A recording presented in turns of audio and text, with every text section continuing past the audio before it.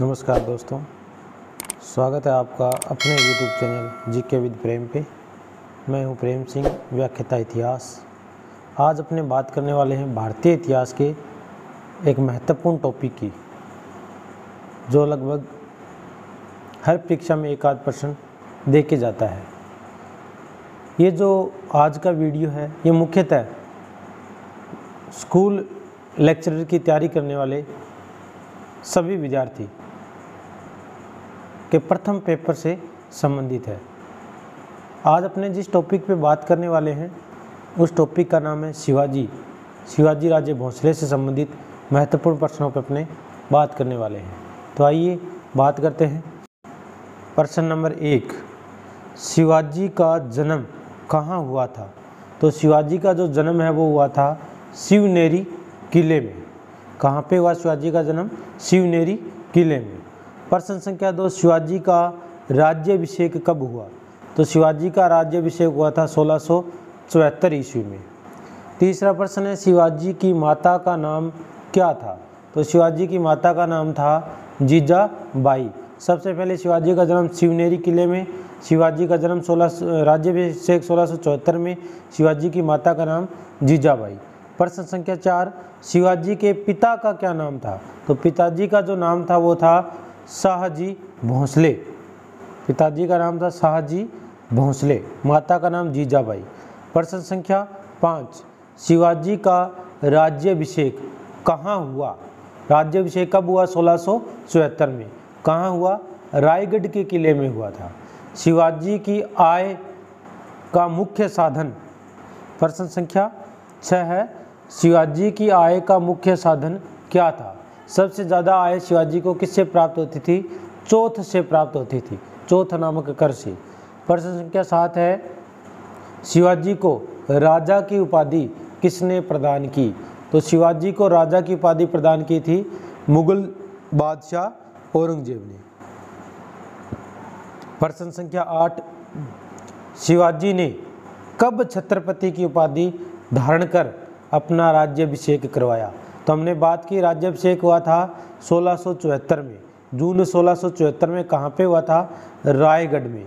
तो इस समय उन्होंने जो उपाधि धारण की थी वो उपाधि कौन सी थी? छत्रपति की।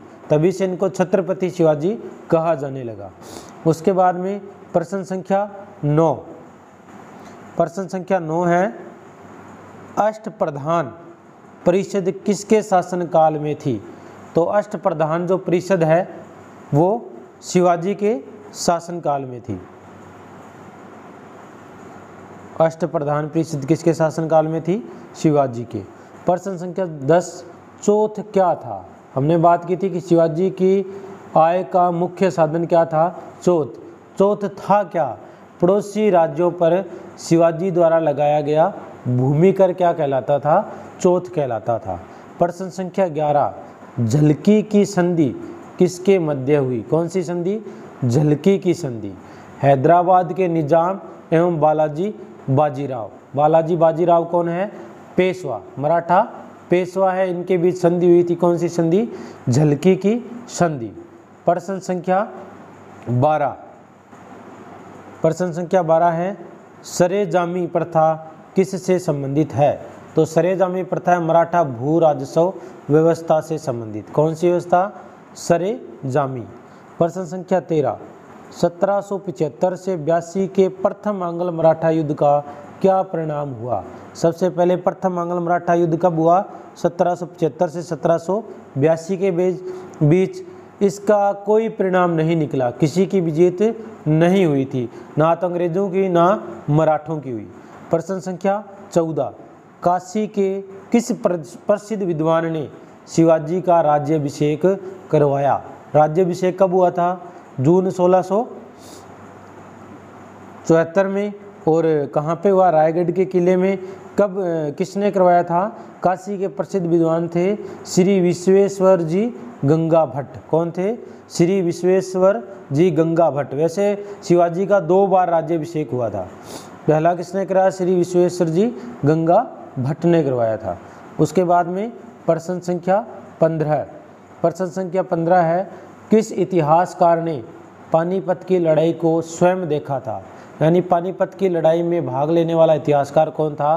काशीराज पंडित। क्या नाम है? काशीराज पंडित।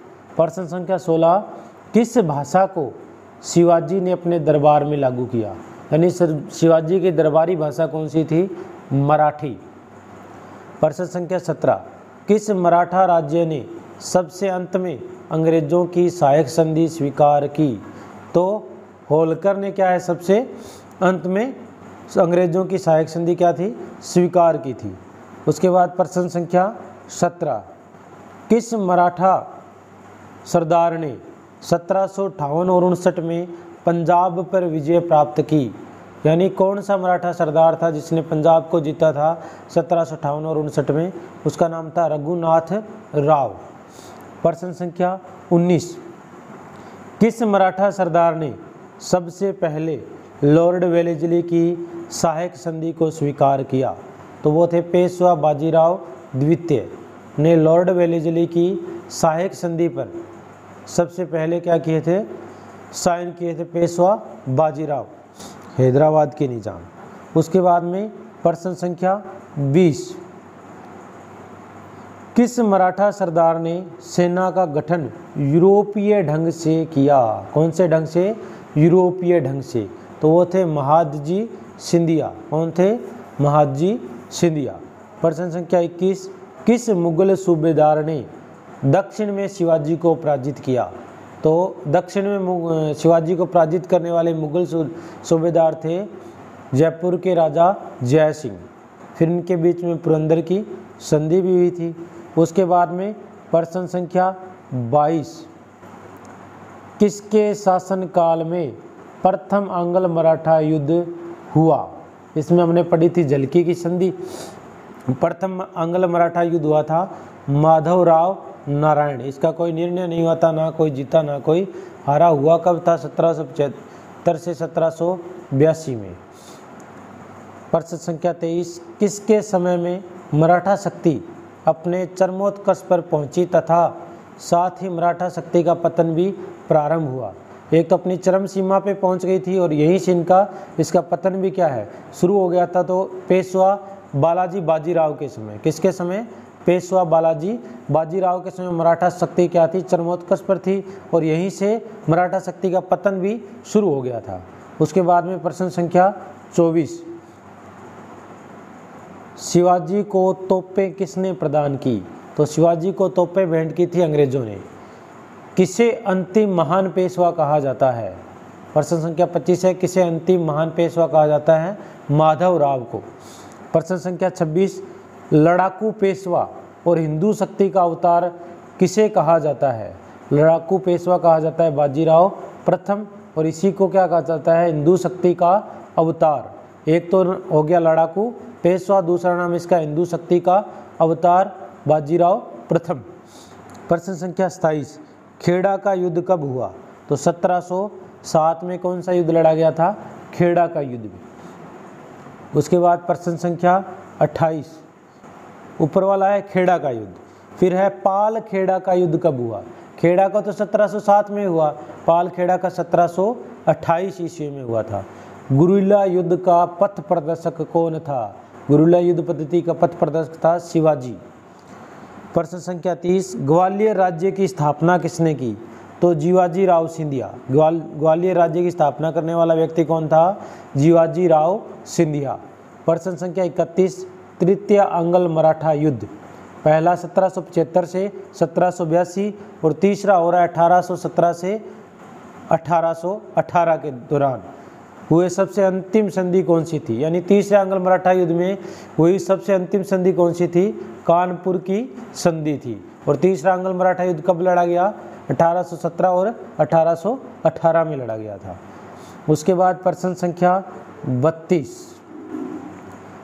द्वितीय आंग्ल मराठा युद्ध 1803 से 6 एवं तृतीय आंग्ल मराठा युद्ध 1817 से 1818 के समय मराठी पेशवा कौन था? तो बाजीराव द्वितीय। अब पहला कब लड़ा गया? 1775 से लेकर 1782। इस समय पेशवा जो थे माधवराव थे। उसके बाद में दूसरा लड़ा गया 1803 और 6 में। तीसरा आंग्ल मराठा युद्ध लड़ा गया 1817 और 18 में। इन दोनों के समय पेशवा कौन थे? बाजीराव द्वितीय। उसके बाद प्रश्न संख्या 33, पानीपत का तृतीय युद्ध कब हुआ?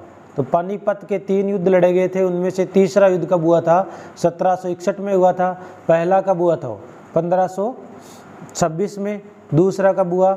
1556 में। और तीसरा 1761 में। ये तो हुआ था इब्राहिम लोदी के खिलाफ, और ये किसके खिलाफ हुआ था? हेमू के खिलाफ, और ये अहमद शाह अब्दाली और मराठों के बीच। उसके बाद में प्रश्न संख्या 34, पानीपत का तृतीय युद्ध किसके बीच हुआ?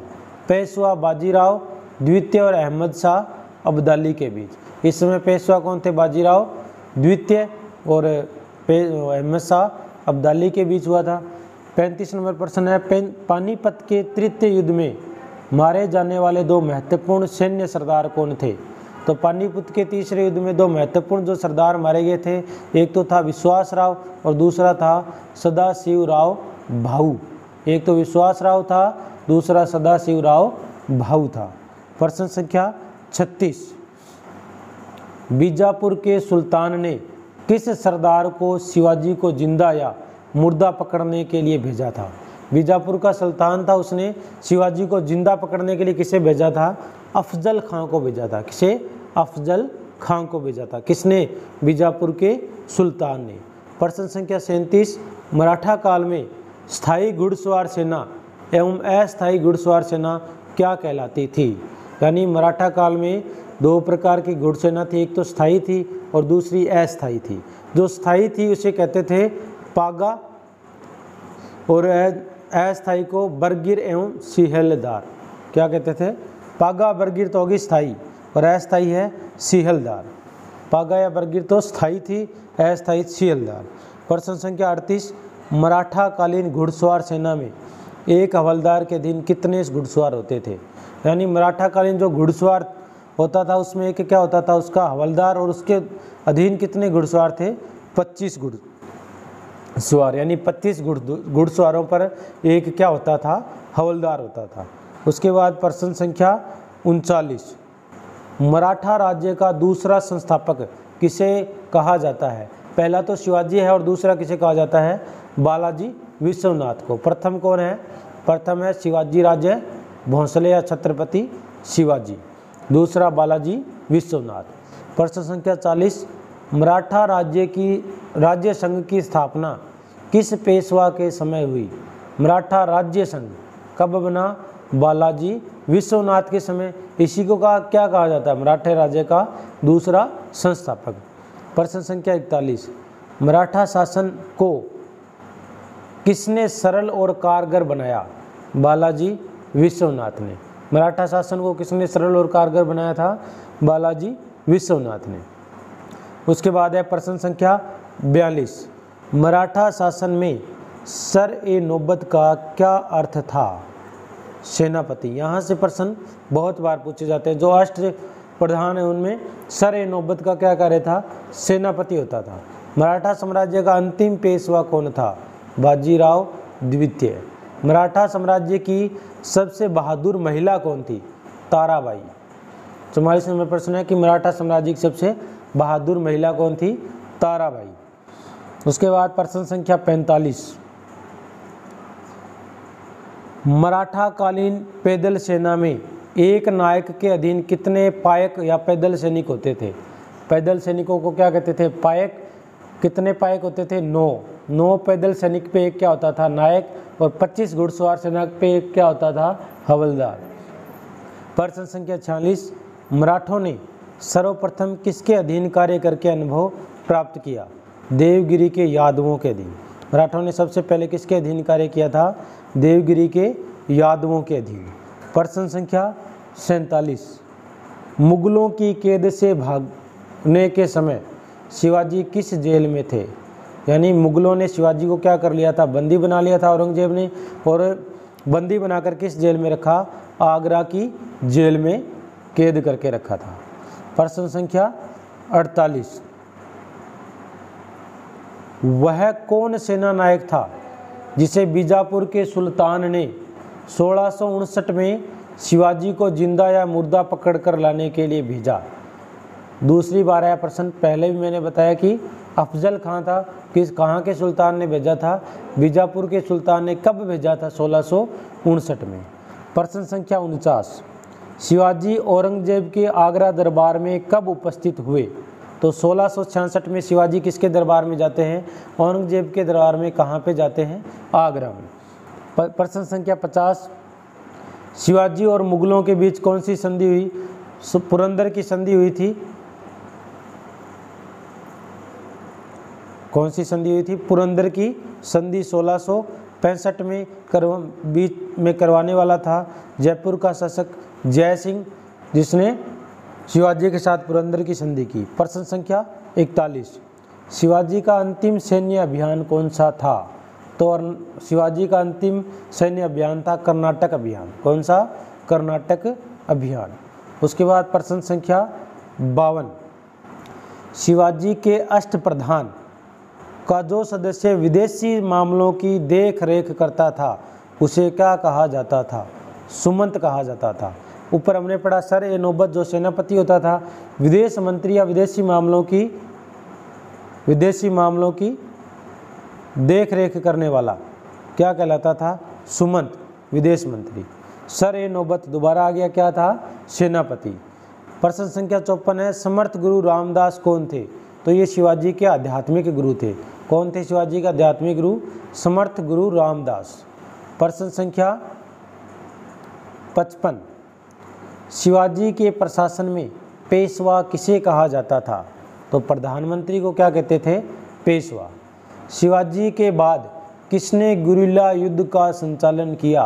तो शिवाजी के बाद में गुरिल्ला युद्ध का संचालन करने वाला था सदाशिवराव भाऊ, जो पानीपत के तृतीय युद्ध में अहमद शाह अब्दाली से लड़ते हुए मारा गया था। प्रश्न संख्या 57, शिवाजी के साम्राज्य की राजधानी कहाँ थी? रायगढ़ थी। यहीं पे शिवाजी का क्या हुआ था? राज्याभिषेक हुआ था। पंडित विश्वेश्वर भट्ट ने किया था। प्रश्न संख्या 58, शिवाजी को पहाड़ी चूहा व साहसी डाकू किसने कहा? तो औरंगजेब ने शिवाजी को क्या कहा? पहाड़ी चूहा या साहसी डाकू, गुरिल्ला युद्ध पद्धति के कारण। प्रश्न संख्या 59, शिवाजी का सर्वप्रथम नौसैनिक बेड़ा कहाँ स्थापित हुआ? तो कोलाबा में। शिवाजी का जो नौसैनिक बेड़ा था सबसे पहले कहाँ स्थापित हुआ था? कोलाबा में। प्रश्न संख्या 60, शिवाजी ने मुगलों को किस संधि के द्वारा किलों को स्थानांतरित किया? पुरंदर की संधि। मुगलों को किस संधि के बाद किलों को स्थानांतरित किया? यानी शिवाजी के पास कुल 35 किले थे और पुरंदर की संधि के बाद शिवाजी ने 23 किले किसे दे दिए? मुगलों को दे दिए थे। फिर बाद में वापस इन पे अधिकार कर लिया था। प्रश्न संख्या 61, शिवाजी की सबसे अधिक किससे प्रभावित थे? शिवाजी सबसे अधिक किससे प्रभावित थे? अपनी माता जीजाबाई से। प्रश्न संख्या 62, शिवाजी से लड़ने के लिए जय सिंह को किस मुगल शासक ने भेजा था?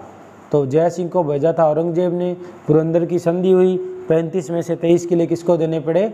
मुगलों को देने पड़े। इसके अलावा अपने पुत्र शाहजी को मुगल दरबार में भेजा। फिर प्रश्न संख्या 63, सन 1750 में संघोला समझौता किसके मध्य हुआ? कौन सा समझौता है? संघोला। कब की बात है? 1750 की। ये हुआ था पेशवा बालाजी बाजीराव और रामराज के बीच में। कौन सा समझौता? संघोला। कब हुआ? 1750 में। उसके बाद में आज के वीडियो में इतना ही। अगर वीडियो पसंद आए तो लाइक करें, शेयर करें, कमेंट करें।